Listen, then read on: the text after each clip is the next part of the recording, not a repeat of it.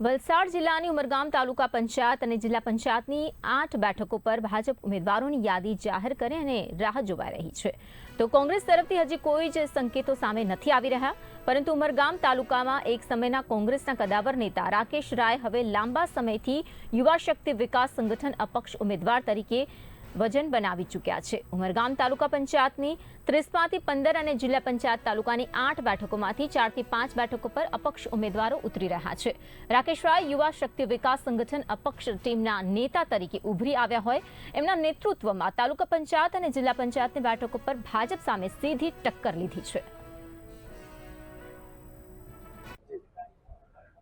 આજરોજ યુવા શક્તિ વિકાસ સંગઠનના બેનર હેઠળ સરીગામ જિલ્લા પંચાયત અંતર્ગત આવતી સરીગામ જિલ્લા પંચાયત અને ચારેચાર તાલુકા પંચાયત માટે નોમિનેશન કરવા માટે આજે વિશાળ જનસમુદાય સાથે સમર્થકો સાથે સરીગામ ભીલાડ અને અણગામની જનતાના આશીર્વાદ મેળવીને અમે આજે નામાંકન કરવા જઈ રહ્યા છે। ઉમરગામ તાલુકામાં વિકાસને ખૂબ ગતિ મળે અને ભ્રષ્ટાચાર નાબૂદ થાય એવા ઉદ્દેશ્યથી તમામ યુવાનોને અમે અપીલ કરી છે કે યુવા શક્તિ વિકાસ સંગઠન અંતર્ગત તમે આ તાલુકા પંચાયત જિલ્લા પંચાયત નગરપાલિકાની ચૂંટણીમાં ઝંપલાવો અને પોતે આવીને એની અંદર સંઘર્ષ કરો અને સિસ્ટમને જાણો।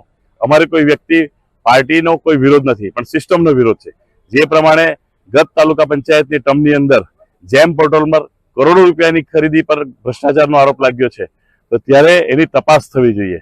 ધારાસભ્યોનું મૌન અકળાવનારું છે, કોઈ બોલતા નથી। શાસક પક્ષના તાલુકા પંચાયતના પ્રમુખ હતા અને કારોબારી અધ્યક્ષે તે ટાઈમે જેમ પોર્ટલની ખરીદી પર ભ્રષ્ટાચારના પ્રશ્નો ઉચક્યા, પણ એનું આજ દિન સુધી કોઈ નિરાકરણ કે કોઈ એનો ઉકેલ થયેલ